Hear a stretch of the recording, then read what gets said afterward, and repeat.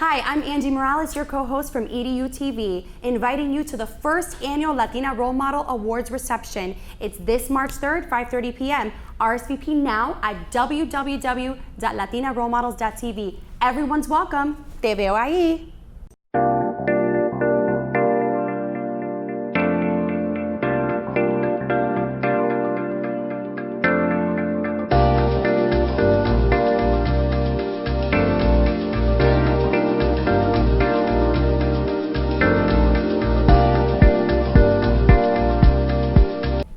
Good evening. Welcome to another edition of EDuTV. I am your host, Greg Perkins, and tonight's guest is Miss Arlene Willis. Welcome, Miss Willis. Thank you.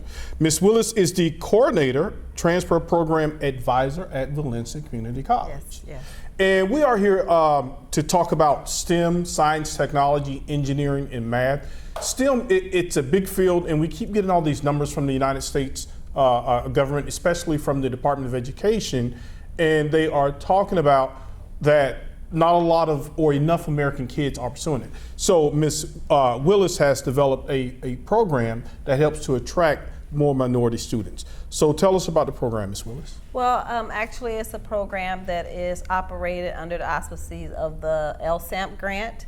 LSAMP has been around with Valencia. We have East Campus, West Campus, and Osceola Campus and of course Lake Nona is one of our smallest campuses, but they partner up with Osceola as well to be able to benefit from the LSAMP grant. The LSAMP is Louis Stokes Alliance for Minority for Participation. And what that is, that the government and other entities realize that minorities are underrepresented in the STEM field. Now, why do you think that's so? I keep hearing that. What are the reasons behind that? Well, of course, again, math. A lot of times when people hear STEM, young men especially, African American, Hispanics, they don't think that that's a field that they can be successful in, because ordinarily, usually math and sometimes English are some of the fields that they struggle in. And so when they hear STEM or engineering or math, they say, oh, they shun away from it because, again, it's just a field that they don't think that they can. But that's where the money is. Yes, absolutely it is. And my job is to educate underrepresented minorities in those fields of science, technology, engineering, math, and to let them know that there are jobs that does not require a high level of math that pays very well. I mean, sometimes people don't even know that farming is a part of STEM. Yep, agribusiness. Yes, and yep. So I go out and I solicit within the college and within the community at local high schools to bring participants, again, underrepresented minorities. That includes African American, Hispanic, Pacific Islanders, Hawaiians, to educate them and say, hey, these are some of the fields that you need to be in right now. These are the fields that are gonna show you and you'll have sustainability, and it's a growing field. Yeah, because when I was at the event, you were talking about there are some programs that a lot of kids say, oh, I don't wanna go to a four-year college. Okay, fine. Yes. But you guys have certification programs and other programs, so tell us about some of those. Yes. Some of those STEM certification programs. Again, you can become certified through Valencia. Valencia is a 2-year institution, and a lot of people do know that we have an articulation agreement with UCF where our students can transfer for those students who want to obtain an AA degree and move on to a higher university. We have that articulation agreement that have them move in pretty much seamless transition. So once they receive their 2-year degree at Valencia, they can automatically go to any state school? Well, they can go to any state school, but our articulation agreement is particularly with University of Central Florida. And what they say is that, we guarantee them entrance into the college. However, they do still have to apply if they're going to be an engineer. They have to apply to the School of Engineering. So where we guarantee them a seamless transition and we work with them, UCF has workers on campus at Valencia, that's housed at Valencia, that help us allow our students to have a seamless transition. For students, So that the kids aren't intimidated by their careers, because yes. a lot of our minority students are not exposed to a lot of professional careers. Yes, yes. And some of our students decide to do an AS degree. And of course, a lot of people know the difference between the two. An AS degree get our students work ready. And what they're saying is, okay, I want to go from college to work. I can't afford to be at a 4-year institution. I have bills, I have children, I have goals. There are things that I need to accomplish and make money right now. Right. As well as our certification programs. We have certification programs, again, that allow students to take up STEM majors and they become certified. Technology is one of them. And if you look at the labor market, the LMI, it will show you that there are jobs when students leave with an AS degree or even with a certification, that some of those jobs are paying more than people with 4-year Oh yeah, because we have a lot of teachers on this show, and there are a lot of fields that make a lot more money than teaching. And some of these teachers have master's degrees, PhDs. But kids, you know, it's funny. I had a cousin. This guy used to work on the garbage truck, but he would always be tinkering with things. And my uncle, he was like a lineman, some type of engineer, work with electricity. And he saw he had that. This kid went from working on the back of a garbage truck, he went and got that lineman certification, to making $80,000 a year. And he didn't even know he could do that. So is that some of the things that you guys kind of promote with those STEM fields, and letting kids know, hey, you don't have to go the 4-year route? There are these other alternative routes there as well. Absolutely. Again, Valencia worked with a lot of first-year students, first-year graduate students, meaning in their household they are first-generational students, first to ever graduate even with their high school diploma. So again, when they come to college, it's all new. So we have to motivate them and show them that, as your cousin, he didn't know he had the ability to do that. Someone saw that in him and said, hey, you can do this. You can go and you can make almost 6 figures by having a 2-year degree or even a certification.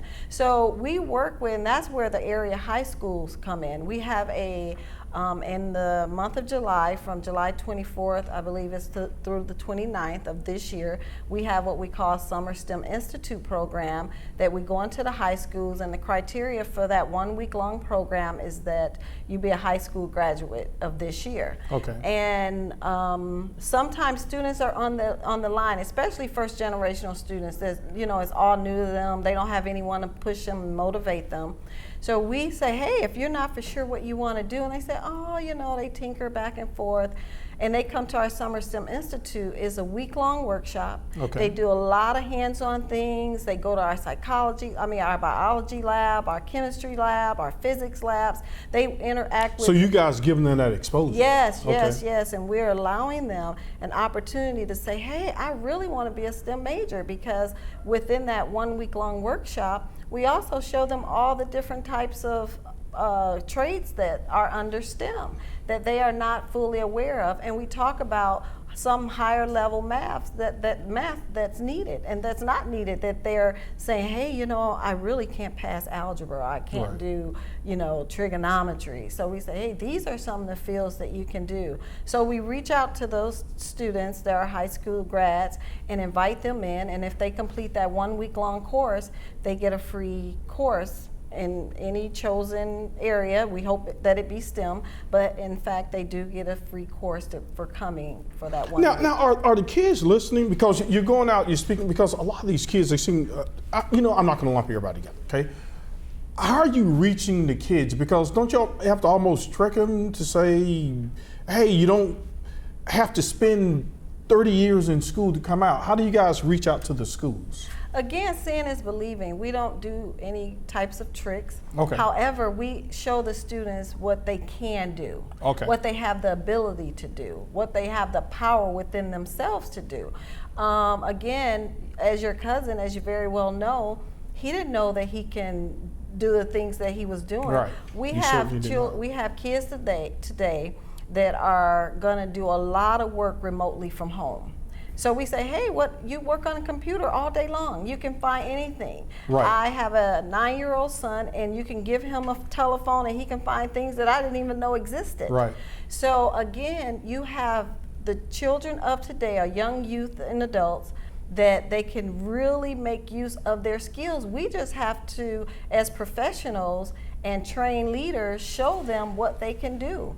Yeah, a lot of kids, like when they use cell phones or they're banging away on the laptop or whatever, they don't realize that people actually build that stuff, Yes, right? yes, I think like my daughter, she just think there's like a cell phone factory somewhere and they just spit out. But those are engineers, and those are the people who make a lot of money. Yes. Like some of your richest people are these technology guys, and that's all STEM stuff. Yes. And then I had the other relative, same thing. He's working for a pharmaceutical company out in San Francisco. I think this guy's making like $150,000 a year. It's not even 30, but that's all math and chemistry. Yes. So the minority students, are you seeing an increase in girls becoming interested as well? The Hispanic girls and black girls? Yes, in fact we are. We have students, black females, Hispanic young women, who are more interested in being engineers Good. or in the science field or math field than probably even a year, 2 years ago for sure.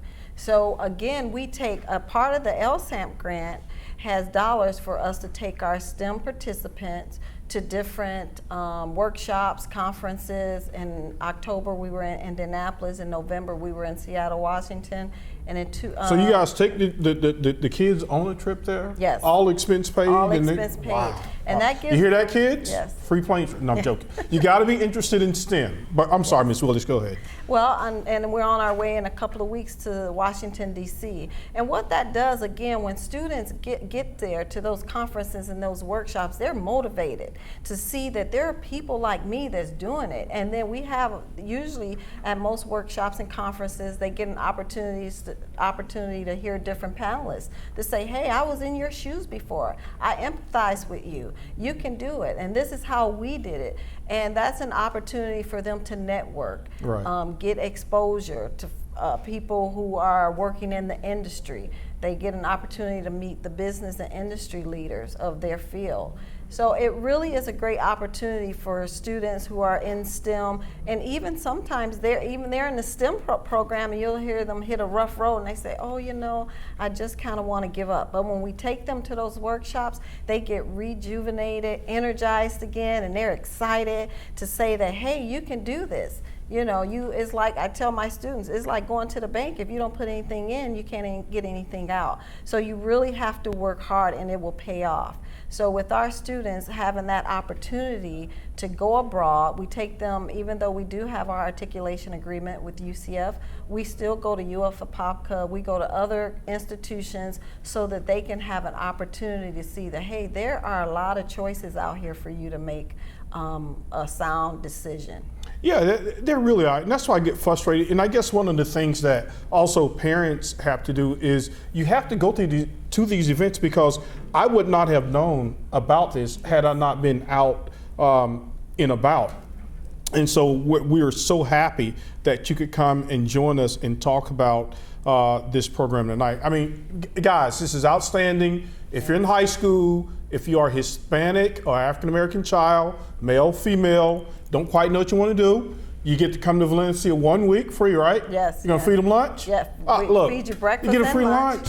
Okay? You're gonna get a free lunch. They're gonna expose you to all of these skills, and you'll come out and you'll have a job where you can make money and be able to sustain and buy some of those things that you see on TV. Yes. And you may like it so much that you may want to take it to another level. Is there anything else, Ms. Willis? We have about 30 seconds Yes. that the kids should know about the program, how to contact Yes. you, anything like that? You can contact me. Again, we're located on 1800 South Kirkman Drive. I can be reached at 407-582-1290. And of course, my email is awillis10@valenciacollege.edu. And it's a great opportunity for you to take advantage of and get a free course. I mean, it's a win-win situation. So And please free come lunch, join too. You us. get the free Yes, lunch. oh, don't forget about the food. Okay, folks, stay tuned. I'm going to continue the conversation with Mrs. Willis. She also is involved in she has an Against the Violence, Stop the Violence campaign as well. So stay tuned for that second segment, EDU TV. Thank you. Hi, I'm Angie Morales, your co-host from EDuTV, inviting you to the first annual Latina Role Model Awards reception. It's this March 3rd, 5:30 p.m. RSVP now at www.latinarole-models.tv. Everyone's welcome. Te veo ahí. Welcome back to the second segment of EDuTV. And again, we have with us Miss Arlene Willis. Yes, thank you. Not only are you a person who advocates STEM at Valencia College, you've also taken it another step by being involved in the community. Yes. So we're going to talk about the Stop the Violence and Embrace Inc. Yes. That's your nonprofit, correct? Yes.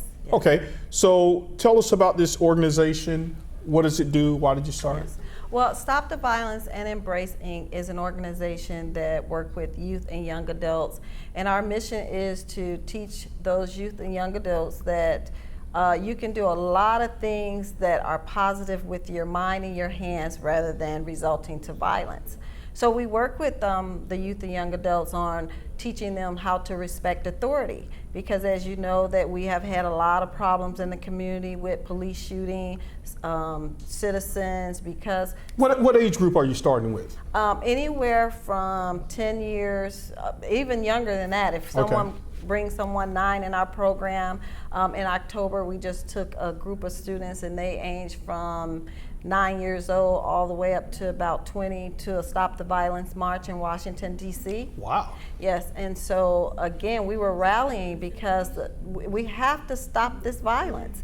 And so we advocate as Stop the Violence and Embrace and work with, is within the Paramore community, although we'll go abroad if need be, but our passion and our heart is right in the Paramore community where a lot of the violence is happening. We have a lot of, if you look at statistic, it shows you that there's a lot of single parent households. So we look at what causes the violence. Right. Again, who do you blame? You have a lot of latchkey kids that are almost raising themselves. Parents have to work. And so our job is to try and create some type of positive enforcements within the community we work with the city of OPD.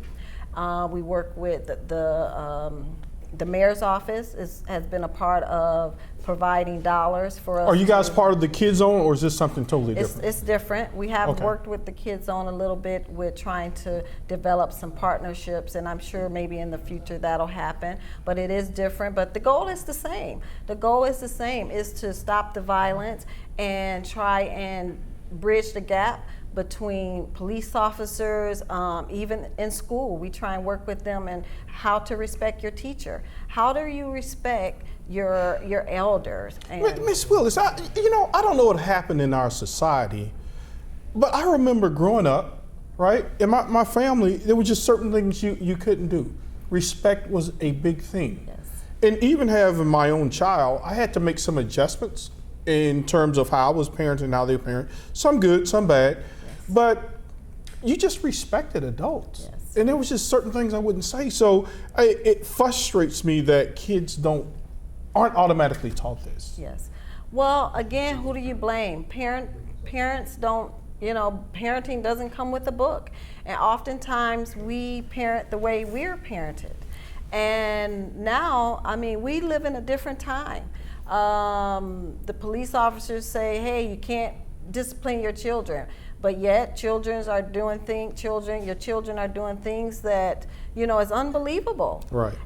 But you can't discipline them. And so in a certain way, now people need to know what their laws are. Right. And you have to take control of your child or someone will. So you have to teach them. And it's really a tough, it's really tough when you're a single parent or even in 2-parent households. Because when I went to school, and probably yourself, you was praying that when you were disciplined in school that no one called your house. Right, exactly. And, you got a double whammy. Yes, you didn't think about disrespecting your neighbor because you knew that your neighbor could get you as well as your parents. Yeah. Now I'm going to get in a little trouble here, and you don't have to join in.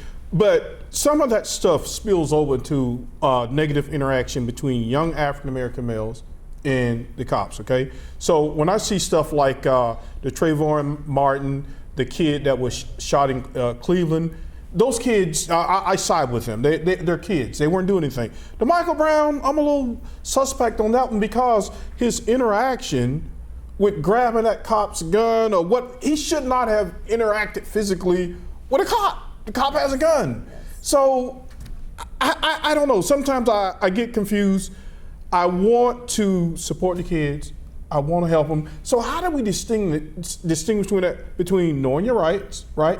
And also between respecting so this thing doesn't escalate and get out of control? Yes, and again, that's what Stop the Violence is all about. You have to understand when the police say stop, no matter, you don't have the right. You're not the one holding that gun. Right. So no matter what they say, it's going to come at a later time when you can defend yourself and say, hey, I was wrongfully stopped. It wasn't right. But when you don't have the upper hand, and that is the law. So our goal is to teach our youth and young adults to become law-abiding citizens. And there's a right way to fight. So when you think your rights have been violated, there's things that you could do. And so that's what we need to teach our community, that what do you do when your rights have been violated? Should you try and jump at the police officer? Well, they're trained police officers to do certain things. And so you want to be very careful and very mindful. Are the policemen always right when they do certain actions? No. But again, you know, they are the law. And so you have to prove yourself to be right. Now, when you're talking with the kids about what you just said, do you get any pushback? And they'll say, well, you know, no cop's going to tell me what to do. And do you get any of that pushback in that maybe they've been guided a wrong way? Because you guys are trying to save the lives. Yes. Again, I think with our youth and young adult today, it's all in deliverance. You could, yes, sometimes if they think they're tough, they're going to say, I remember back in the day, I don't know if they still have these programs where they would take a group of juvenile Scared kids. Straight. Yes, and they would take them into the actual jail. And that would sometimes scare some of those kids straight. Now, I would have loved to see a follow-up to see of those kids that they've taken over the years, where are some of those kids? Did it really make a difference? I would say it probably did in some of those children. And some of them, maybe not. Maybe it even toughened them up. So again, our job is to reach out. And every year, Stop the Violence is known for their rally that we do in March. Tell us about the rally. You do a big rally in March? Yes, we do a rally. It's called Stop the Violence rally. And what we do, we look at all the fallen victims in our neighborhood. And all the kids or adults that have been killed in the Paramore area? Yes, in the Paramore area. And we ask for representatives from those families to come out and rally against Stop the Violence. We partner up with everyone in the community, from Publix to Walmart to McDonald's to the city of Orlando, the mayor's office. So there are so many people that come out to support that rally to let children know, hey, there is a better way. And we try and work with, have funding for some of those parents that can't bury their loved ones when things happen. Now, you are a busy lady, okay, but yet you are giving back. What inspired you to start this organization? Well, actually, it was started by Jack Williams, and what inspired me to be a part of this organization is that working with kids and youth and young adults is a passion. We know being in education doesn't pay a whole lot of money, so you have to have a great passion for it. And I have myself experienced violence in my own family. I had a brother who was gunned down. Someone tried to steal his tennis shoes, and he was gunned down just a few months before he turned 30. Just last June, I lost a 20-year-old nephew due to violence. He was in a fight with some young man, and the man came back and retaliated and shot him dead. So again, back in the day, you would fight with your hands and and go it'd be over, and it's over. That's not the same now. So that's why we have to educate our children, and that is it's a passion because of what I've experienced. And I know as a sister, as an aunt, and I saw my father how he grieved. I'm seeing my sister how she's grieving. That at some point we have to look at we're killing ourselves, our young men and women. Yeah, because one of the things that they say on a certain news show sometimes, they'll say, we always see the black people when there's a white cop, that's wrongfully shot a black kid. Everybody comes out protest. Where are the protests in Chicago? Yes. Where are the protests in Paramore? Yes. Where are we? Yes. I mean, I hope we're just not picking and choosing, because all life is precious. Yes. Okay? So how do you feel about, I don't know, where are you on this whole like Black Luther thing? Because you guys are starting this at grassroots. You didn't need a Jesse Jackson or an Al Sharpton to come in and start this. Mm-hmm. So how do you feel about that? Do you just think communities are responsible for themselves as opposed to us, oh, we're gonna call Jesse Jackson, we're gonna call Al Sharpton. We don't need that. Can't we do that ourselves? Well, yeah, it says, you know, we used to say it takes a village to raise a child. Right.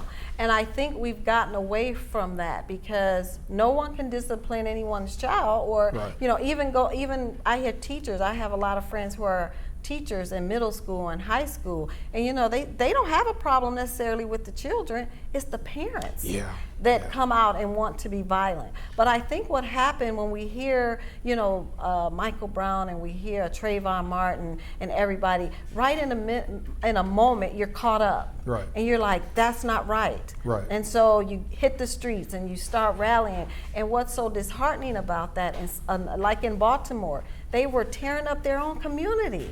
Like, don't tear up your community. There is another way. You have to live right And we in keep your doing that. Why don't we backyard. keep doing that? Like, we know this by now. Yes. Don't tear up your own stuff. Yes. Because now you're really going to get harassed if you try to go to the suburbs Right, to a right, CVS right. and buy something. Yes, yes. Oh my goodness. Now, Tangelo Park, that used to be sort of a rough area. They've kind of cleaned up that over there, and I think Mr. Rosen had a lot to do with that with the education, Yes. starting kids. Mm-hmm. Now, are you guys going to be part of that whole Paramore Education Center? It's a partnership between, what was that, UCF, Orange County Public Valencia. Schools. They're gonna be, yeah. Oh, you guys part of that? No, What- we're not part of that right Okay, now. okay, yeah. We haven't expressed any type of initiative, but because we I are in think you guys should, because Yes. those kids are going to go to Paramore, and what I don't want to see, that's going to be a neighborhood school. Yes. But what I don't want to see the school district do, and I don't think they're going to do this, I don't want those just to be select kids. Yes. Those kids should come from Paramore, and I think a program like yours would complement that part of what they're trying to Yes, do yes. in that community. Yes, we are moving into the schools slow but sure. And again, they have to realize that the children that are in Paramore area, I don't see them picking and choosing, but we don't know, you know, how it's gonna Right. be birthed. Yeah. However, I do think that they have to understand, I'm sure that they haven't went into this blindsided. Right, right. They've looked at the numbers, they looked at the crime rates, you know, numbers don't lie. So they've had an opportunity to say, why should we put a school in this area? It must be a need. Yeah, there's so a need, they've saw the need, they've determined what the needs are, and hopefully they're gonna target those children who's gonna meet all of those needs, the reason why that school is being built. Yeah, and we could talk about something else, but the whole gentrification thing and moving people out and all that, but that's not why we're here. But I just don't know why all this stuff just becomes so systemic, especially in the minority neighborhoods. You can be in the so-called ghetto, Yes. but you don't have to be of the ghetto. Yes, yes. You know what I yes, mean? Yes. So are we working with parents to try to teach them that? Like sometimes I'll see parents there yelling and I'm like, hey, well, talk to kid like he's a person, like he's a Right. human. And that's another portion of that. You have to educate the parent. Yeah. Because those are where those parenting skills are going to come in. Because Right. parents, they get frustrated. You yell and you scream and you say, "Oh, okay," but again, I've been doing just yoga. I've been remember, trying to get better with it. You know, again, life pressure, the stresses Yeah, of life. yeah. Sometimes people have a tendency to want to take it out on their children. But what you have to learn is that there's a better way. There is. Come to- I'm sorry, Ms. Willis. We've run out of time. I hate to cut you off like that. But give us one more, the information on the rally. March when? Yes, it's going to be March the 26th. Where? It's at a park over in Paramore. I'm so sorry, the park is. We'll get the information and put it yes. on there. Right. Well, thank you so much for joining us. Thank you for And having keep me. up the good work. I will, thank you. Thank you for joining us on EDU TV. Good night.